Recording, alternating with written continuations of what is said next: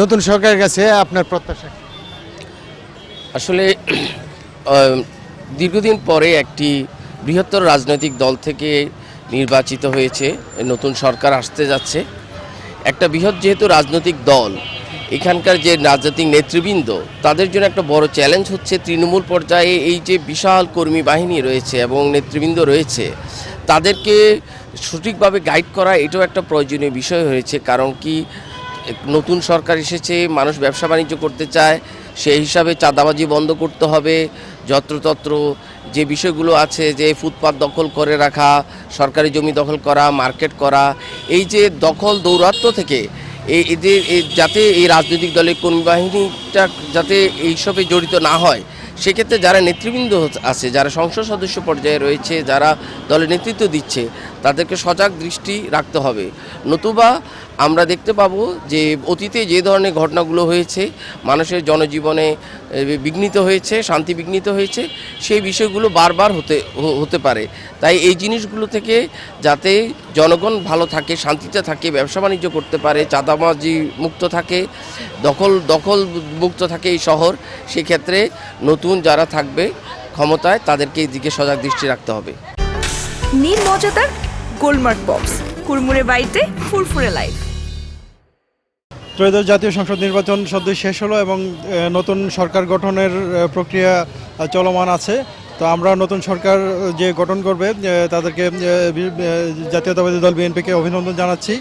এবং আমাদের নতুন সরকারের কাছে প্রত্যাশা থাকবে হলো আমাদের যেন প্রশাসনিক ক্ষেত্রে সুশাসনের অভাব আছে, যে এটা যেন সুশাসনটা যেন আমাদের তৈরি হয়। কারণ সুশাসন ছাড়া আমাদের আইন শৃঙ্খলা বলেন, আমাদের যে যত ধরনের যে এই অনিয়ম দুর্নীতি কোনোটাই বন্ধ হবে না। তো আমরা চাই সর্বক্ষেত্রে সুশাসন। আর আমাদের যে শিক্ষা ব্যবস্থাটার প্রায় ভঙ্গুর অবস্থায় ছিল, গত 1.5 বছর কিছুটা হলো ঘুরে দাঁড়িয়েছে। আর নতুন সরকারের কাছে আমাদের প্রত্যাশা থাকবে যে আমাদের শিক্ষা ব্যবস্থাটা যেন তারা একদম প্রথম থেকেই যেন একটা খুব ভালোভাবে গড়ে তুলতে পারে, সেটা চেষ্টা করবে। আর হলো আমাদের যে স্বাস্থ্য, বিশেষ করে স্বাস্থ্য খাতটা, শিক্ষা, আমার মূল কথা হলো শিক্ষা, স্বাস্থ্য এবং সুশাসন, এটাই আমার নতুন সরকারের কাছে প্রত্যাশা। আমরা কিন্তু আসলে নির্বাচন আগে কিন্তু আমরা দেখেছি প্রত্যেকটা রাজনৈতিক দল কিন্তু তাদের ইশতেহারে কিন্তু আমাদের নদী প্রকৃতির কথা উল্লেখ করেছে এবং পরিবেশের কথা কিন্তু তারা খুব গুরুত্বের সাথে তারা দিয়েছেন। আমরা চাইবো যে সরকার এখন বিপুল জনসমর্থন নিয়ে এবং বিশাল একটি টিম সংসদে যাচ্ছে, তারা যেন তাদের যে কমিটমেন্টে যেন তারা ঠিক থাকে। আমরা অতীতে দেখেছি নদীতে কিন্তু অনেক নৈরাজ্য সৃষ্টি করা হয়েছে, নদীতে অবৈধভাবে বালু উত্তোলন করা হয়েছে, নদীতে চাঁদাবাজি হয়েছে। এখানে আমরা চাই চাঁদাবাজ মুক্ত বাংলাদেশ। আমরা বিভিন্ন হাট বাজার, বাস স্ট্যান্ড থেকে শুরু করে একটা টেম্পো স্ট্যান্ড পর্যন্ত চাঁদাবাজি দেখেছি।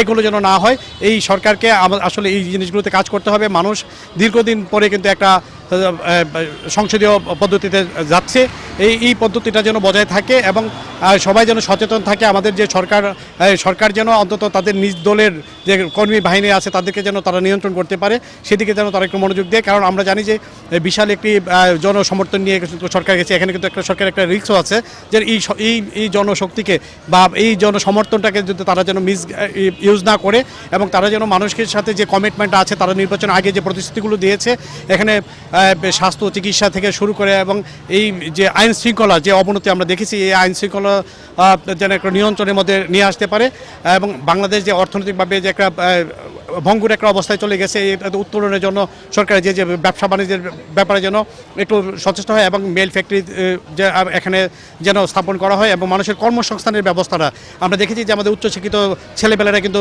বিদেশ নির্ভর হয়ে যাচ্ছে, তাদের কর্মসংস্থানের জন্য যেন দেশে কর্মসংস্থান সৃষ্টি করা যায় সে ব্যাপারে যেন দৃষ্টি আরোপ করে।